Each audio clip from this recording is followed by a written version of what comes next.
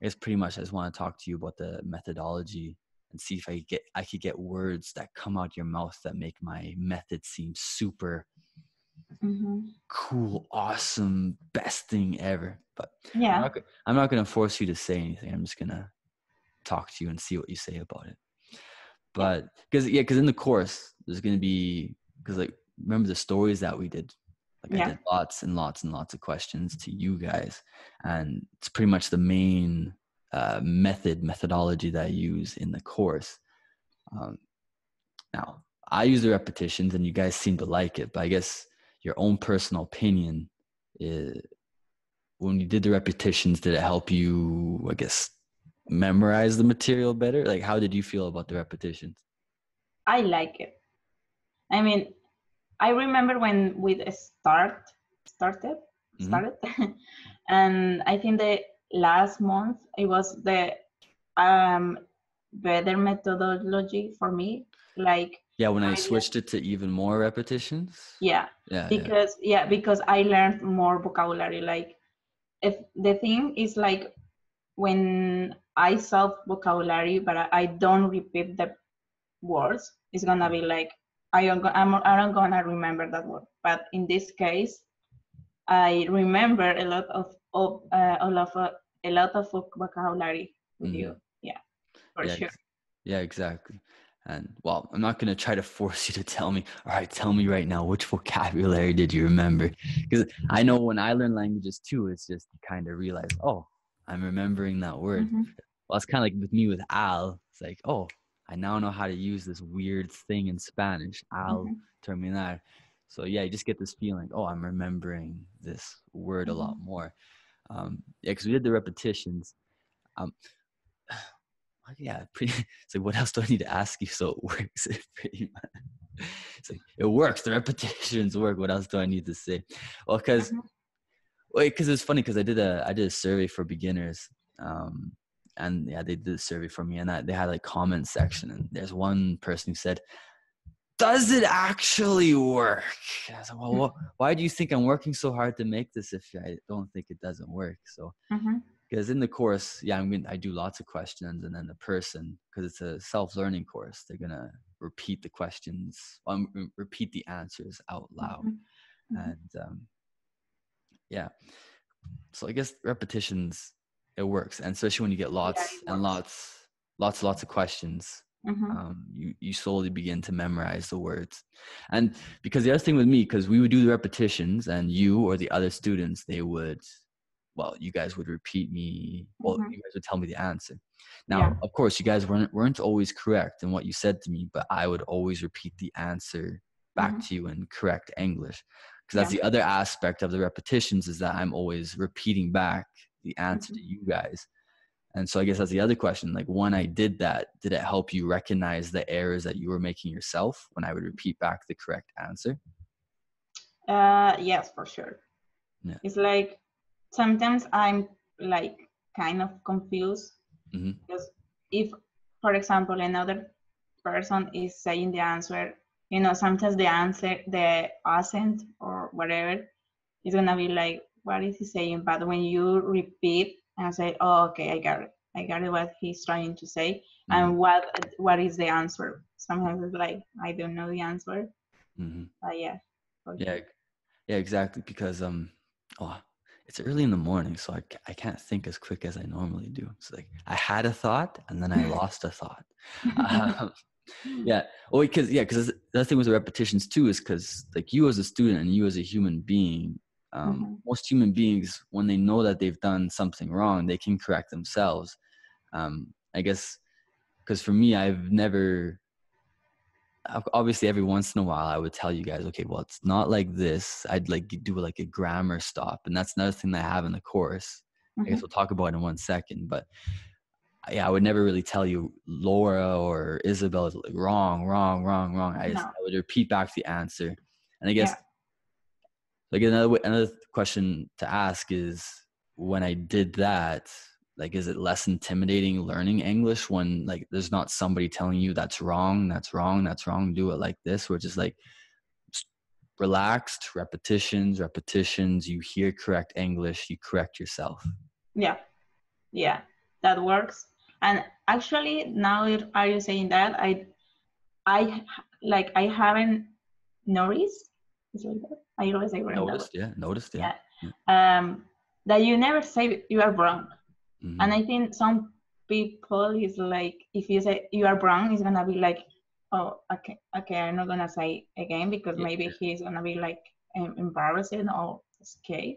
Yeah, for sure. Well, yeah, it's a huge thing about learning languages, and as a teacher, is that I know as a language learner as well. I remember when I took French in university, and that's like one of the reasons why I don't like French people that much is because they are super sensitive about the French language, and if you do something wrong, they'll get very mad at you and they'll get very grumpy with you.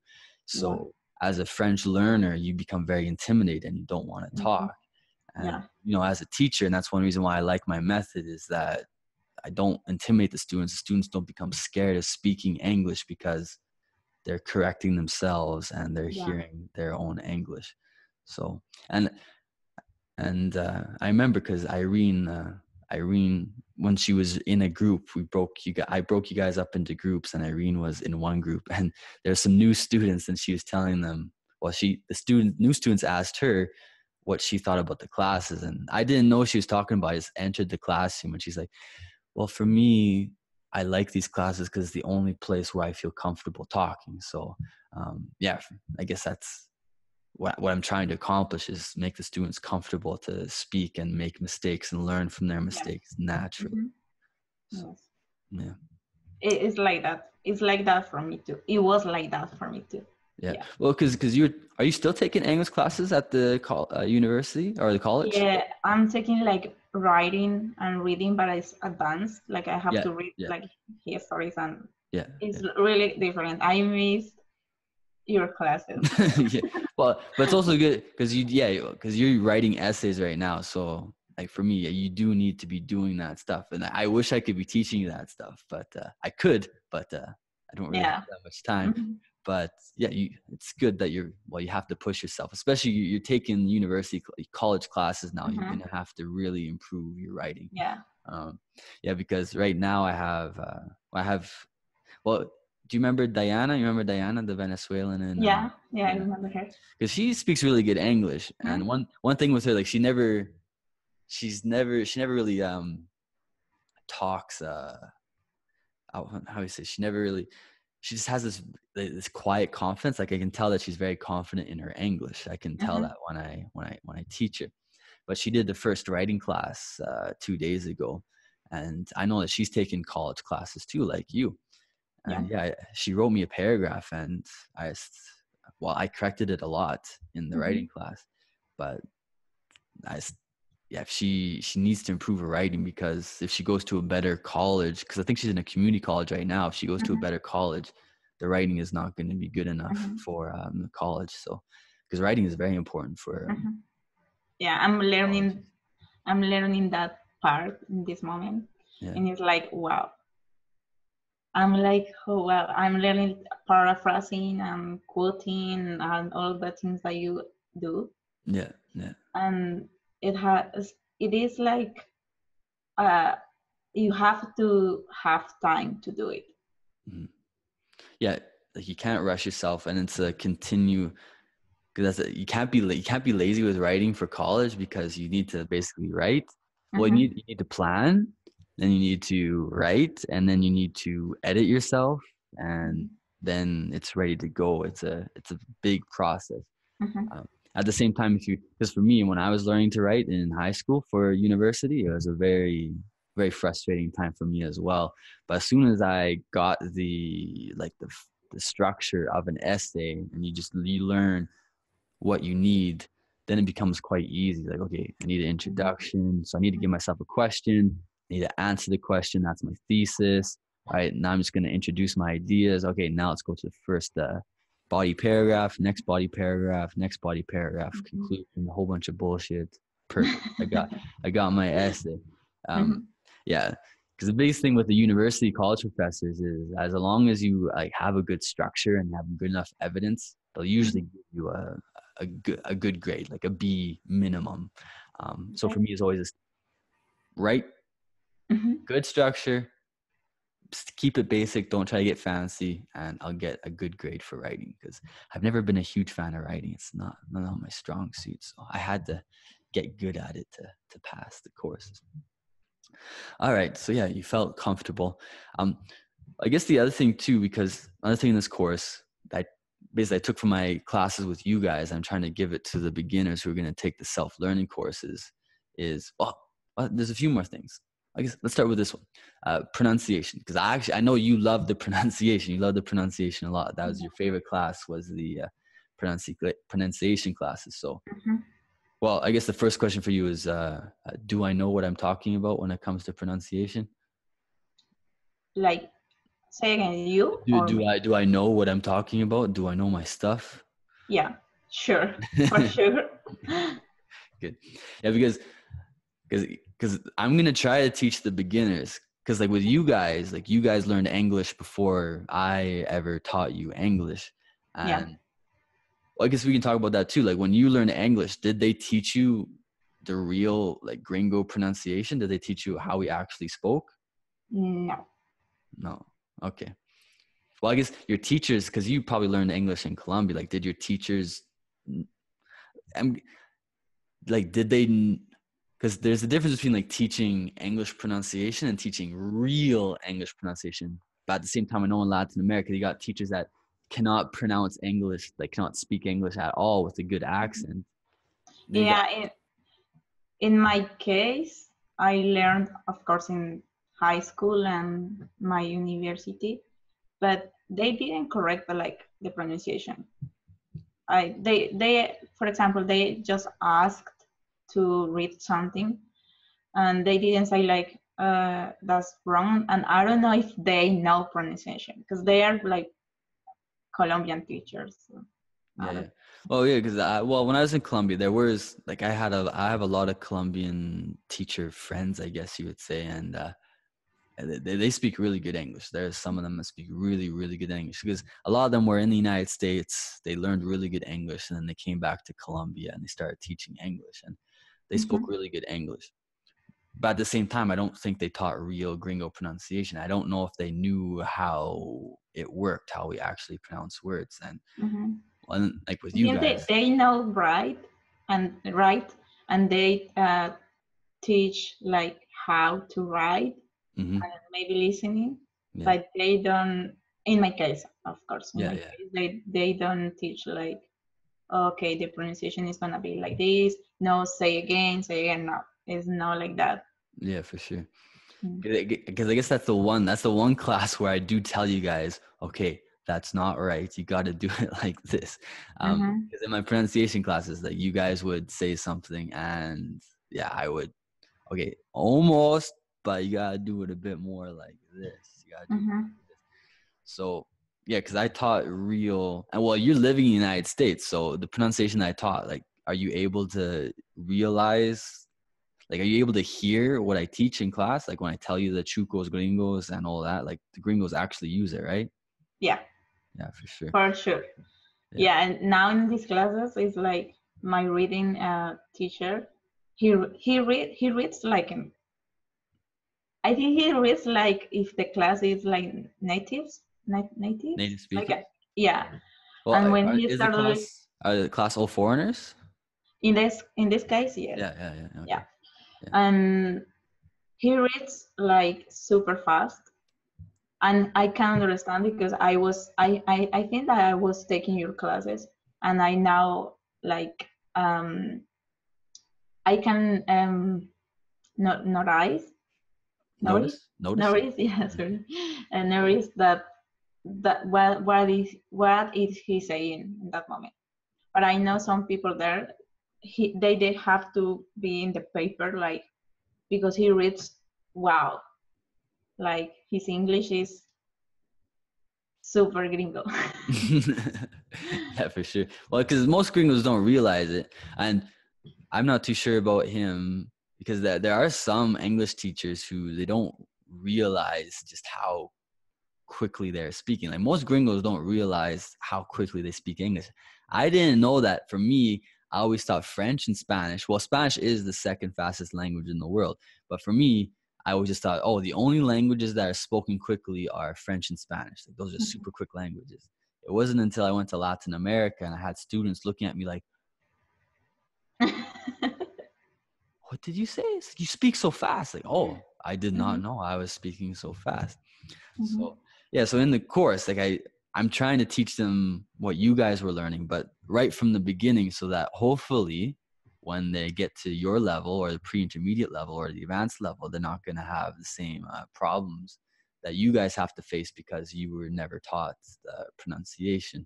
So yeah, I'm not going to lie to them. I'm trying to teach them all the trucos gringos. So and the trucos gringos, they exist, right? They exist, the trucos. Yeah, yeah, for sure. Yeah. All right. Yeah, that was my favorite class, like stream pronunciation. Stream pronunciation, yeah. It works. Yeah.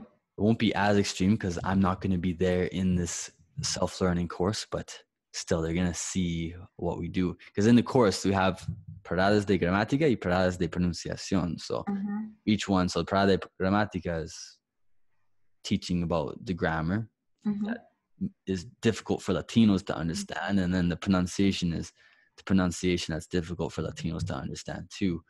So yeah. Well, I guess because so we talked about pronunciation. So I know what I'm talking about. At least I think I do. I think I know what I'm talking about. Yeah. And then, so I also have these paradas de gramática. And so with you guys, I never really focused on grammar. I guess, yeah, what's your opinion about that? Because I never really focused on grammar. Did you like that I didn't focus too much on grammar? Or were you hoping for more grammar? No. I mean, I know a lot of grammar because, as I told you, I learned in my high school how to write, and always it's gonna be like subject plus verb plus whatever. And in this moment, in this country, I just want to know how pronounce the vocabulary and learn, like open my ear. Your ears, yeah. Open your ears. For sure. So in my opinion, it's not necessary. Yeah. And actually, if you are speaking with you have to not I always say that word. You have to see how you are using your English. It's not because with the repetitions that you're learning grammar like naturally. Yeah, in the repetitions you say, if you are asking something, you say always, do you know? In this case, it's present. In this case, is past, and you are learning there. It's like, because you guys never asked me questions, but you guys were constantly hearing questions from me in like all different forms: who's, what, where, or past, present. You guys were always hearing questions. So yeah, guys would have slowly picked up how to say questions as well in English. And that's the same thing with the course. They're getting lots of questions and they're going to slowly figure out how to answer questions. At the same time, I did talk about grammar every once in a while. And usually it was only when like I felt like you guys needed to understand like this vocabulary aspect or this grammar aspect. And so when I did that, I don't even know what to say about it. So, because I would stop you guys for grammar and I just teach it quickly, but it was quick, it was concise. Was it enough? Like, was enough information for you guys to understand the grammar concepts when I did explain grammar that you guys were not understanding? No, I understood everything. No, okay, yeah. So there's nothing. No, oh, okay. It's like don't even ask me about anything, Profe. I understood everything. Not a single thing that wasn't clear. Now I know sometimes I didn't understand something, but as I told you, when you see, for example, Isabel or another person like speaking, I can like understood like what she was saying. Like, oh, okay, I got it now. Yeah, so I try to take notes about that. Yeah, for sure. Yeah. Well, yeah, my classes work even better if you're as a Colombian say juicioso, if you're a juicioso student, if you're I don't know how to translate that into English. I think we say studious. I think we say studious students. I think that's what I remember I knew a person who speaks Spanish, and I would say, sí, él es juicioso, and she was, what? Is that a word? I think the first time I heard it, I can't remember the first time I heard it, but I think it was in Cartagena, I'm pretty sure. And all my students would be like, oh, él es muy juicioso. And like, it kind of sounds like jugoso, like he's juicy. I like, no, are they trying to say like juicy? Like he's very juicy? And I figured out, oh, juicioso, and then it's like studious. Oh, interesting. Yeah, interesting. But yeah, we don't really say, because studious exists in English, but we don't really use it that much. But I think that word juicioso comes from juicio, like, when the person is going in the correct way and he's studying and he is not with bad friends or something like that. Like yeah. And we don't really have a word like we have like there's people like that for sure, and we might say like, oh, you're a nerd, or like, oh, you're on the right path, or you're a good boy, or something like that. Good boy. But we don't really have like a good word for juicioso. I really like that word. I think all Latinos use it too. I don't think it's just Colombian. I think all of them use juicioso. It's a nice word in Spanish. I like it a lot, juicioso. I have to make one in English for that. I'll have to make it popular in Gringo. You're very juicious. You're very juicy. You're the juiciest person. Yeah. So that's really good too, because like, according to the theory about the methodology that I use for teaching is that the students, even when I'm not asking, like, for example, you the question, but I'm asking another student, the students should be listening to the other students to figure out basically how it's said. And because I changed a little bit, like your last month with me, like I started doing more questions and more directly to the students. So, and you like that, and I changed that. And like, I had to experience it myself. When I took the workshop, I had to experience it myself. And I remember we were like learning Chinese, and the teacher would be talking to another student, and I'd be listening to that other student and the teacher trying to figure out how to say it correctly. So like, even when you're not directly involved, you're learning from the mistakes from the other students and from the teacher repeating and repeating and repeating. So So I don't even know if I need grammar stops. You're just saying, I learned most of my grammar from the repetitions, Profe. That's where I learned my grammar. Okay, well, that's good to know. Yeah, so we talked about pretty much everything that I have in my course. Because yes, in the course, repetitions, pronunciation, grammar stops, pronunciation stops. I think it'll be good. Are you doing the video class and the music class? For beginners? Or like in the course? No. But you like those classes? I think that's gonna work. Yeah. I remember when I was learning English in my university, the teacher, she just like play a video without like you did one time. I remember the sheep, it was going into the neighborhood and whatever. Do you remember that video? I like that class because the ship. The ship going through the water? Oh, okay. Yeah. Yeah, the video has an audio, voice, whatever. And she did like, we have to interpret what is going on. And she let us write. Like, write, what do you think is going on in this moment? And we write. And that was a good class. It was similar like to you. We just speak about that. But it was a similar class. I'm trying to like doing marketing with you. I try to tell to my friends like, hey, I know someone who teach really good pronunciation. So I know a lot of Latinos here that they don't. Well, that's the thing. It's like, there's so many Latinos that could use my classes, but again, it's about, I think the big thing is, again, like this cultural mindset where like, I don't need any help. Like I'm fine. I'm good. Yeah, but you say so. Yeah, that's true. I know people here, like they live 10 years, 15 years, and they don't speak anything. I don't know how they do it, but I know a lot of people like that. Yeah, there was a girl, I was doing a YouTube live 2 weeks ago, and there was a girl, she studied like languages in university in Peru or something, and she was trying to tell me, not everybody can learn a language.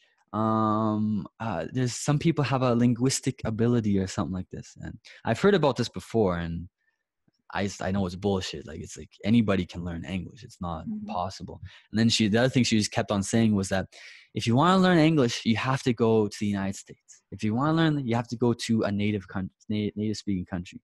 And I just kept on telling her, like, there's Latinos in North America. There's Chinese. There's Hindu.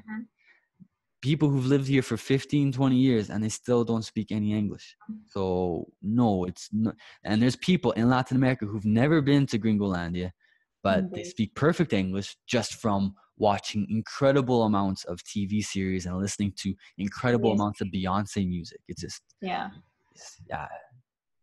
so. Yeah, my boyfriend was like that. Yeah, he's taught himself, right? Like, I know. When he was a little kid, like 3 years, he went to bilingual school. Yeah.